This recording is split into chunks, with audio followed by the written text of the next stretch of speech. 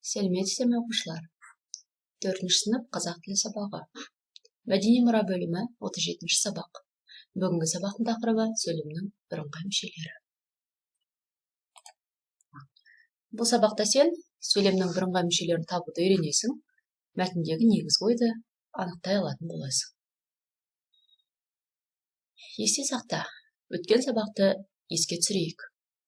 Сөйлемде бір ғана сұраққа жауап беріп, бірдей тұлғада тұратын сөйлем мүшелерін бірыңғай мүшелер дейміз. Бірыңғай мүшелер сөйлемдегі бір мүшемен ғана байланысады.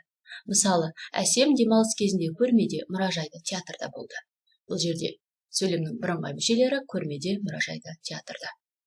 Және олар болады деген баяндаушымен ғана байланысып тұр. Сөйлемде бірыңғай мүшелер санамалап оқылады. 27-ші жаттығу өлеңді оқы. Ғылым таппай мақтанба. Ғылым таппай мақтанба, орын таппай баптанба, құмарланып шаттанба, ойнап босқа күлінбе. 5 нәрседен қашық бол, 5 нәрсеге асық бол. Адам болам десеңіз, тілеуің, өмірің алдыңда, оған қайғы жесеңіз. Өсек, өтірік, мақтаншақ, ереншек, бекер мал шашпа, 5 дұшпанын білсеңіз. Талап еңбек терең ой, қанағат рақым ойлап қой, 5 асылыс көрсеңіз. Ғалым болмай немене, балалықты қисаңыз. Абай Құнанбаев. Өлеңдегі негізгі ойды анықтайық. Абай Құнанбайұлы осы өлең арқылы білімді болуға, ғылымсыз өмір сүрудің бос екенін ұқтыруға, бос уақытты бостан бос жіберіп алмауға шақырады. Адам болар баланың тілегі қабыл болатындығы жайлы ой түйеді. 5 нәрсеге асық болуға, 5 нәрсенің бойды алыс ұстауға үйретеді. Осы өлең негізінде өлеңнен бірыңғай мүшесі бар сөйлемдерді тауып жасайық. Тілеуің, өмірің алдыңда, оған қайғы жесеңіз деген сөйлем. Өсек, өтірік, мақтаншақ, талап еңбек терең ой, қанағат рақым ойлап қой. Тағы да сөйлем мүшелері бар ма? Ойланып, іздеп көр. Адам болу үшін 5 асыл қасиеттің рөлін, 5 жаман істен аулақ болудың мәнін қалай түсіндіргеніңді ортаға сал. Өз пікіріңді білдіруге тақырыпқа байланысты төмендегі мақал-мәтелдерді қолдануды ұмытпа. 3 түрлі мақал-мәтелдердің біреуін таңдап, өз ойыңды әрі қарай жалғастыра аласың. Өтірік сөз өнерге баспас, өтіріктің құйрығы бірақ тұтам, еріншектің ертеңі бітпес.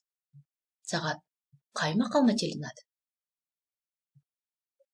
28-ші жаттығу көп нүктенің орнына тиісті бірыңғай мүшелерді қойып мәтінді көшіріп жаз. Абай ақын, ол жастарды болуға шақырады. Оны бүкіл дүниежүзі біледі. Олай болса, көп нүктелердің орнына бос тұрған жерге сөздерді қойып көрейік. Бізде 3 сөз қойылу керек. Олай болса жалғастырайық. Ол жастарды білімді, ақылды, еңбекқор болуға шақырды.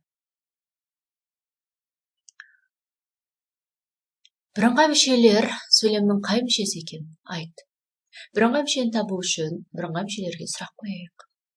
Білімді, ақылды, еңбекқор болуға шақырды. Қандай болуға шақырды? Білімді, ақылды, еңбекқор болуға шақырды. Бұл жерде сөйлемнің бірыңғай мүшелері білімді, ақылды, еңбекқор. Бұлар сөйлемнің қандай мүшесі екенін табу үшін кестеге назар аударайық. Сөйлемнің бастауыш, баяндауыш, тұрлаулы мүшелері және тұрлаусыз мүшелері анықтауыш, толықтауыш, пысықтауыш бар екенін білесің. Қандай деген сұраққа жауап беріп тұрған сөйлемнің қай мүшесі? Әрине, анықтауыш. Олай болса, ол жастарды білімді, ақылды, еңбекқор болуға шақырды сөйлеміндегі бірыңғай мүшелер білімді, ақылды, еңбекқор, ол сөйлемнің анықтауыш қызметін атқарып тұр. Бірінші, үшінші сөйлемді бірыңғай мүшелері бар сөйлемдерге айналдырып жаз. Бірінші сөйлем. Олай болса, біз бірінші және Абай ақын және соңғы үшінші сөйлем, оны бүкіл дүниежүзі біледі сөйлемдерін аламыз. Оларды бірыңғай мүшелері бар сөйлемдерге айналдырамыз. Абай ақын, жазушы, аудармашы. Сөйлемнің бірыңғай мүшелері ақын, жазушы, аудармашы. Оны бүкіл дүниежүзі біледі, мойындайды, бағалайды. Сөйлемнің бірыңғай мүшесі біледі, мойындайды, бағалайды. Мәтінді көшіріп жаз. 29 жаттығу ары қарай жалғастырайық. Көптікненің орнына тиісті бірыңғай мүшелерді қойып, мәтінді көшіріп жазамыз. Яғни өлеңді көшіріп жазамыз. Гүл секілді қызарады, көктейді. Күн секілді, бірақ нұрын төкпейді. Сөйлемнің бірыңғай мүшелерін табайық. Қызарады, көктейді. Не істейді? Қызарады, көктейді. Егер не істейді деген сұраққа жауап беретін болса, сөйлемнің баяндауыш қызметін атқарады. Сөйлемнің баяндауыш мүшесінде болып тұр. Соңғы 30 жаттығу төркөзде жасырылған өлең шумағын тауып, өлең шеңберге алынған Т әрпінен бастап оқылады. Бірінші жасырылған өлеңді табамыз, одан кейін сіздер оны көшіріп жазасыздар. Мына жердегі Т әрпінен басталатын болса, анықтап көрейік.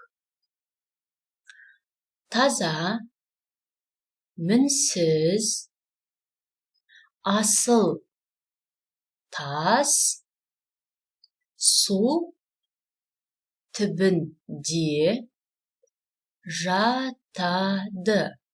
Ары қарай жалғастырамыз. Аяқталған жоқ. Жатадыдан кейін үтір қоямыз да ары қарай.